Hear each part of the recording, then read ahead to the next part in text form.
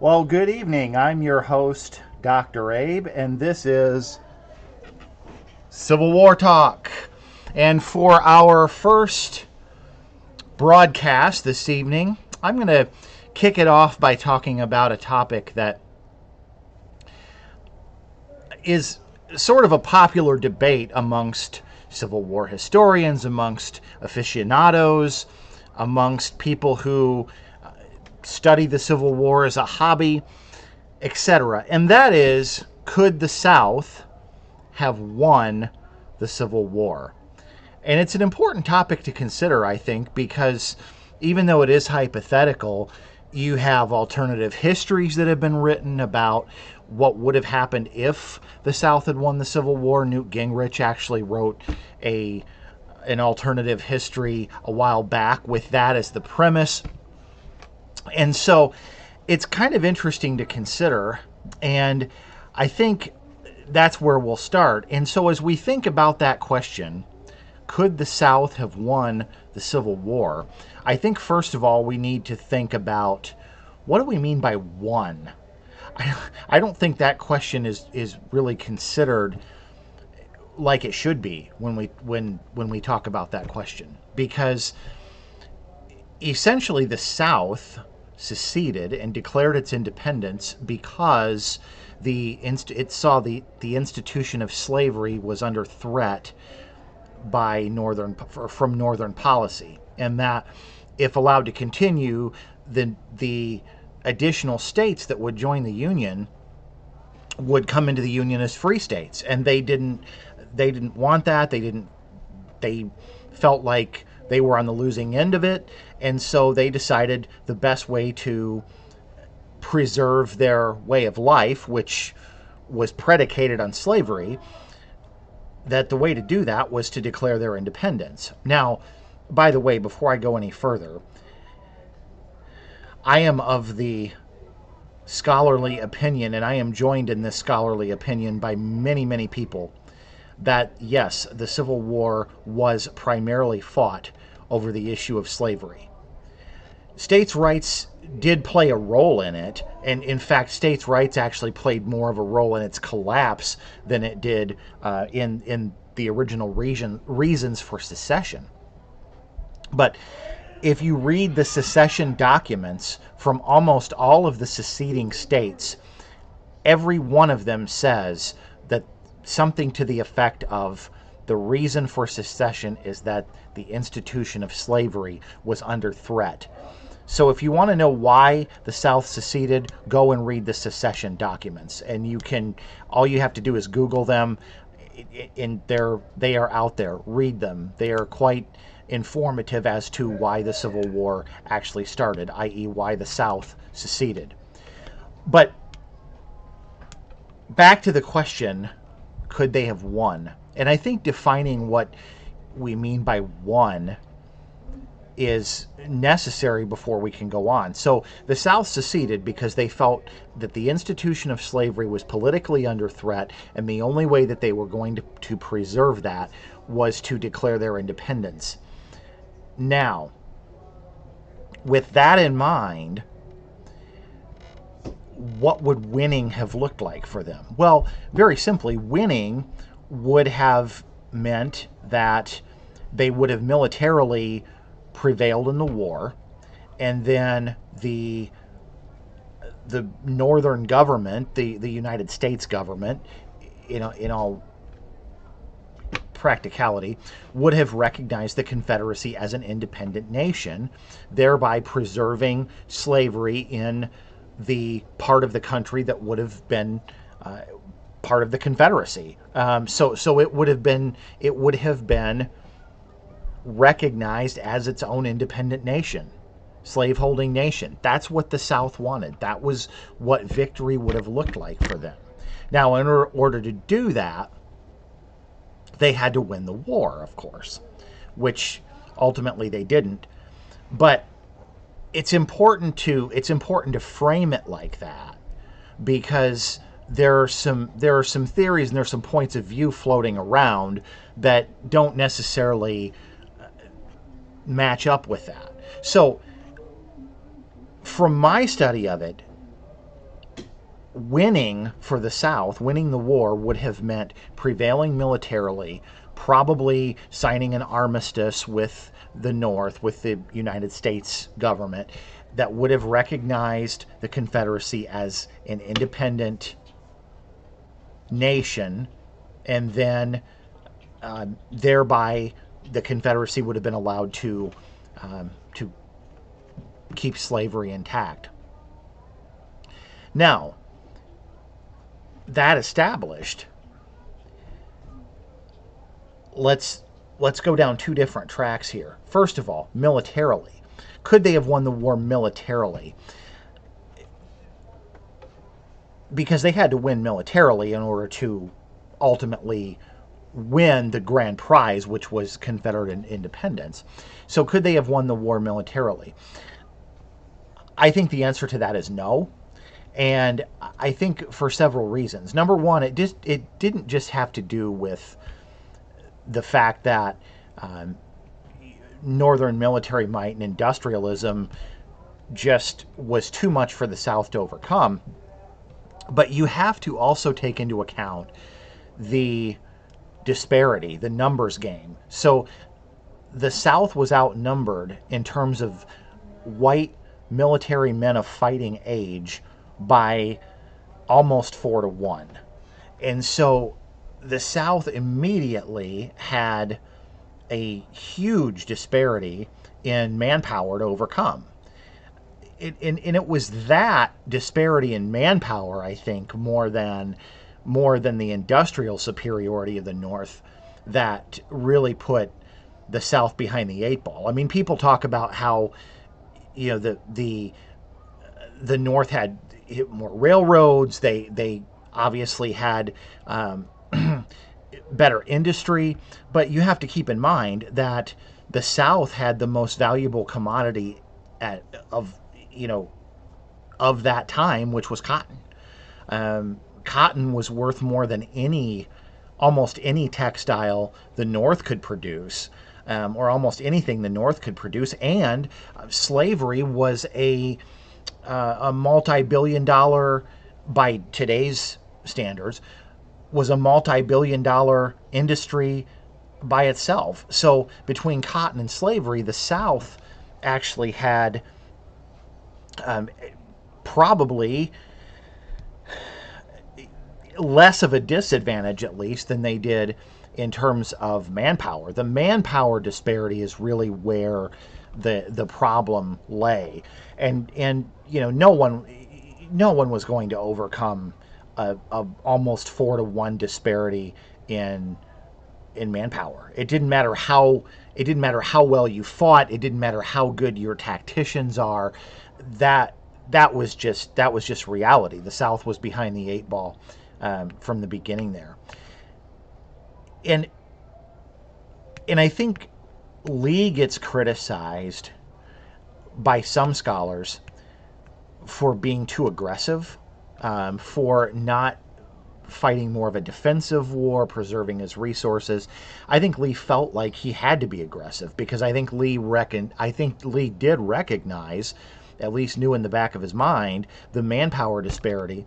And I think Lee felt like if he could win a string of victories early in the war so that Northern sentiment turned against the war and turned against Lincoln, that essentially the North would have no choice but to recognize Southern independence. And Lee came pretty close to pulling that off. I mean, if you look in the winter of 1862 into the spring of 1863, the Confederacy was on a roll, and the Northern war effort was at a psychological low. They had been beaten very badly at Fredericksburg, very badly at Second Manassas, and very badly at Chancellorsville. Although I would argue that wasn't the victory that it's often portrayed that it was for the South. Lee took very high casualties at Chancellorsville, and even though it was a tactical masterpiece, or a strategic and tactical victory for Lee, it hurt him in the long run because he took such high casualties there. I agree with the historian Edward Bonekemper on that. So militarily they had to win early if they were going to win, because the longer it went, the more the difference in manpower was going to become an issue, and the more it did become an issue. And so I there just was not the the opportunity for the South to win the war. They simply did not have the numbers. There just wasn't military, economics aside, they just didn't have the numbers to do it.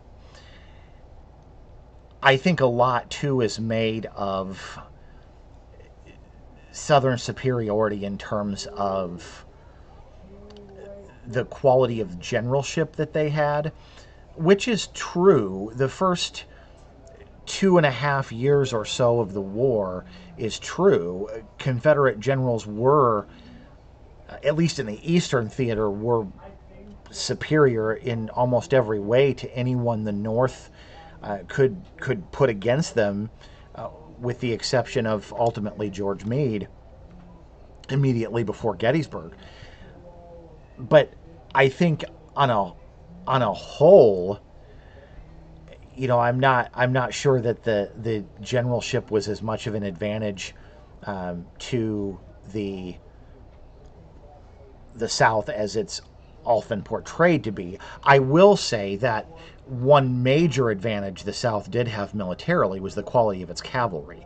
At least in the first, again, 2.5 to 3 years of the war, Confederate cavalry was far superior to military cavalry. Now, part of that was just because of the natural way of life of the North versus the South. In the North, you had industrialists, you had shopkeepers, you had factory workers who didn't spend a lot of time. I mean, they rode horses probably when they had to, but they didn't spend a lot of time in the saddle, versus the South was a very horse-oriented, very agrarian society, and you had people, the South had brilliant horsemen and brilliant cavalry tacticians, where the North took longer to get up to speed. But once they did, even that advantage for the South evened out the longer the war went. And certainly once Philip Sheridan became a factor, the advantage that the North had, or that the South had, in terms of cavalry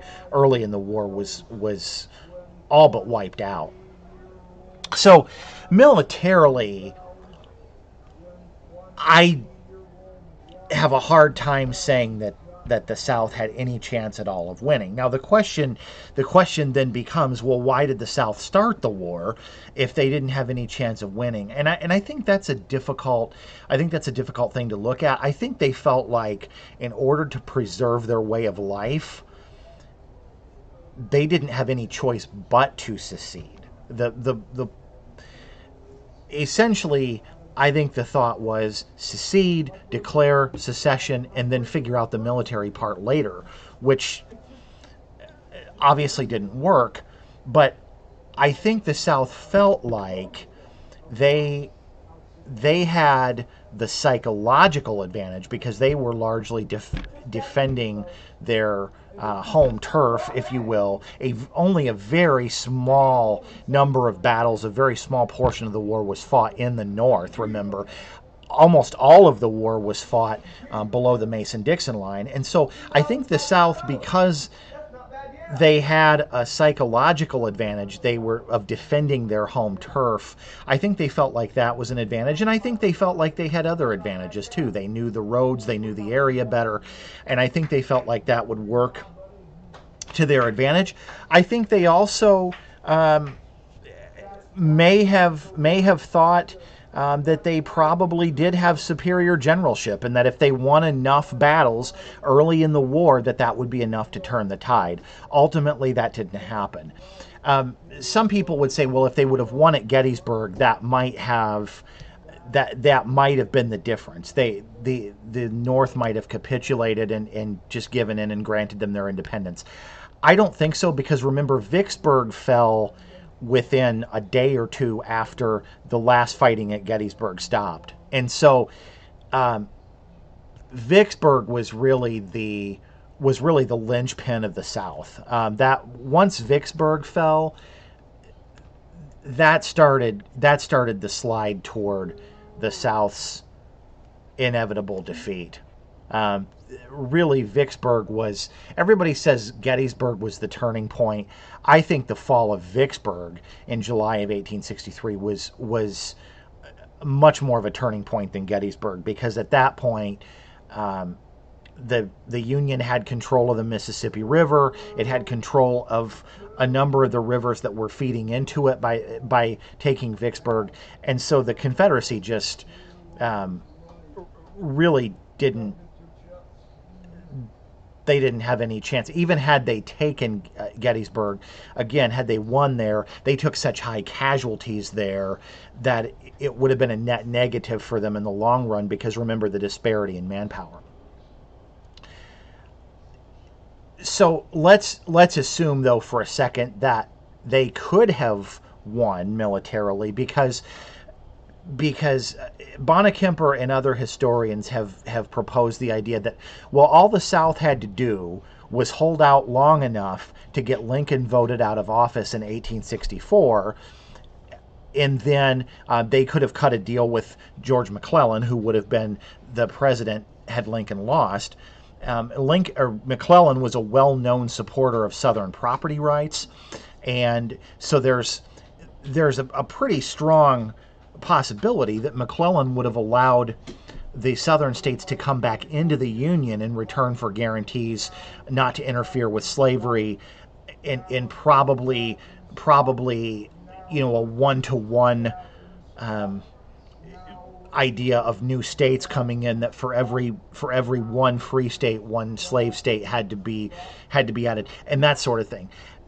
Now, there's a couple of things with that. Number one, that wouldn't have been victory for the South, because remember, the South wanted its independence. They didn't want anything to do with the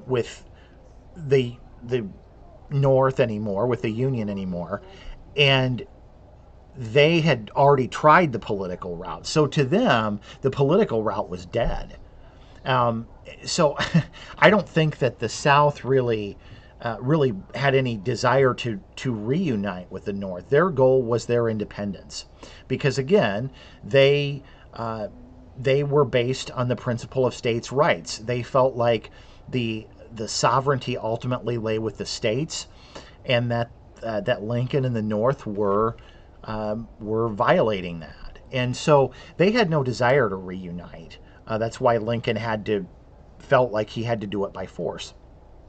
So I think the idea that they just had to hold out long enough to get to a diplomatic solution with Lincoln's successor is really, I see where the scholars are thinking that, but that's not, I don't think that was viable. Now, again, I'm not by definition a Civil War scholar. I'm a PhD in communication who enjoys reading about the Civil War and studying it. So I leave it to experts who know more than me. But just from my somewhat learned opinion about it, the South wanted complete and total independence. And so anything that they did militarily was being done to that end. But here's what I really think the kicker is, and the reason that I ultimately say that no, the South could not have won the Civil War even had they prevailed militarily, is because by early 1863, even some would say as late 1862, the Confederate government had already started to crack. It was already coming apart. States' rights as a concept was untenable, and they were starting to find that out, and there were cracks even as what would you say, as early as 1863, early in 1863 there were cracks. And so even had they been able to hold out until 1864 to get Lincoln voted out of office, there wouldn't have been anything to go with. They wouldn't have had a government. Their government would have collapsed, and it's it's controversial as to whether they would have even had a government to stand on had they prevailed militarily. So I think ultimately the answer is no. The Confederacy could not have won the Civil War. I think they gave it. I think they gave it a good try, but ultimately I have to disagree with Gary Gallagher when he said, and I love Gary Gallagher as a historian. I think he's wonderful, but I have to disagree when he said that the South had as good a chance of winning their independence, or a better chance of winning their independence, than the colonists did, because I just don't think that's true. And that's been Civil War Talk. Hope you've enjoyed the conversation. Feel free to leave your opinions in the comments. I would love to interact and have a conversation with you. But again, the South could not have won the Civil War, even if they had won militarily. By 1863, their government was on the brink of collapse anyhow. So they had nothing to win at that point. And I really appreciate you joining me for this. And I hope you'll join me for our next episode. Again, next Saturday evening, Civil War Talk. This is Dr. Abe. I'll see you then.